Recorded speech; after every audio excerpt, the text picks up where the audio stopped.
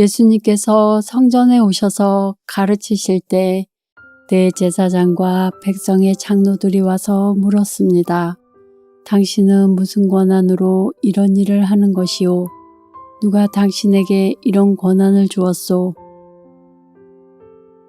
예수님께서 이들에게 대답하셨습니다.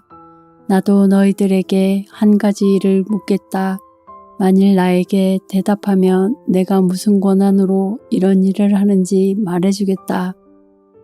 요한의 세례가 하늘로부터 온 것이냐 아니면 사람에게서 온 것이냐?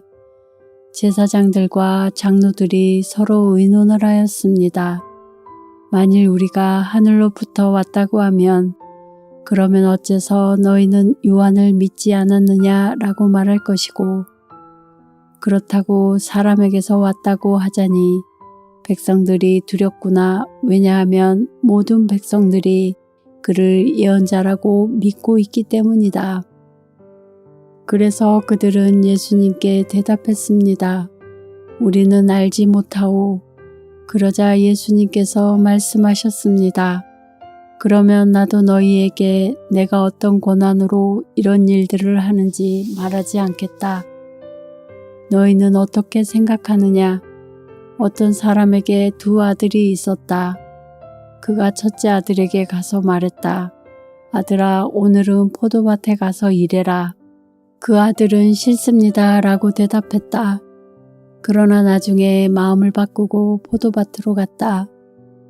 이번에는 둘째 아들에게 가서 아까와 똑같이 말했다. 둘째 아들은 대답했다. 예, 그렇게 하겠습니다. 그러나 실제로는 가지 않았다. 두 아들 가운데서 누가 아버지의 뜻대로 행했느냐? 그들이 대답했습니다. 첫째 아들입니다. 예수님께서 그들에게 말씀하셨습니다. 내가 너희에게 진정으로 말한다. 세리와 창녀들이 너희보다 먼저 하나님의 나라에 들어갈 것이다. 요한이 올바른 길로 너희에게 왔으나 너희는 그를 믿지 않았다. 그러나 세리와 창녀들은 그를 믿었다. 너희는 이것을 보고도 여전히 회개하지 않고 그를 믿지 않았다. 다른 비유도 잘 들어보아라.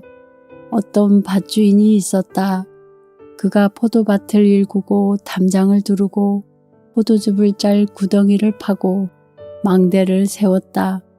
그리고 포도밭을 농부들에게 빌려주고 여행을 떠났다.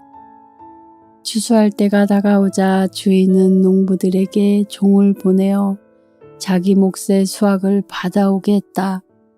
그러나 농부들은 그 종들을 잡아서 하나는 때리고 하나는 죽이고 또 하나는 돌로 쳐 죽였다. 그 주인은 처음보다 더 많은 종들을 그들에게 보냈다. 그러나 농부들은 그 종들에게 똑같은 짓을 했다. 결국 주인은 자기 아들을 농부들에게 보냈다. 그는 농부들이 내 아들은 존중할 것이다 라고 생각했다. 그러나 농부들은 아들을 보며 서로 말했다. 이 아들은 상속자니 이 사람을 죽이고 유산을 가로채자. 농부들은 그 아들을 잡아 포도밭 밖으로 끌고 가서 죽였다. 그렇다면 포도밭 주인이 왔을 때 이 농부들을 어떻게 하겠느냐? 그들이 예수님께 대답했습니다. 그 못된 농부들을 죽일 것입니다. 그리고 그 포도밭은 제때에 수확한 것을 바칠 수 있는 다른 농부들에게 빌려줄 것입니다. 예수님께서 그들에게 말씀하셨습니다. 성경에서 이 말씀을 읽지 못하였느냐? 건축자가 버린 돌이 모퉁이의 머릿돌이 되었다. 이것은 주님께서 하신 일이니 우리 눈에 놀라운 일이다. 그러므로 내가 너희에게 말한다. 하나님께서는 하나님의 나라를 너희에게서 빼앗아 열매를 맺는 민족에게 주실 것이다. 이 돌 위에 떨어진 사람은 깨어질 것이며 또한 이 돌이 사람 위에 떨어지면 그는 산산조각이 날 것이다. 대제사장들과 바리새파 사람들은 예수님의 이 비유를 듣고 자신들을 두고 하시는 말씀이란 것을 알았다. 그들은 예수님을 체포하고 싶었지만 사람들이 두려웠습니다. 왜냐하면 사람들은 예수님을 예언자로 생각하고 있었기 때문입니다.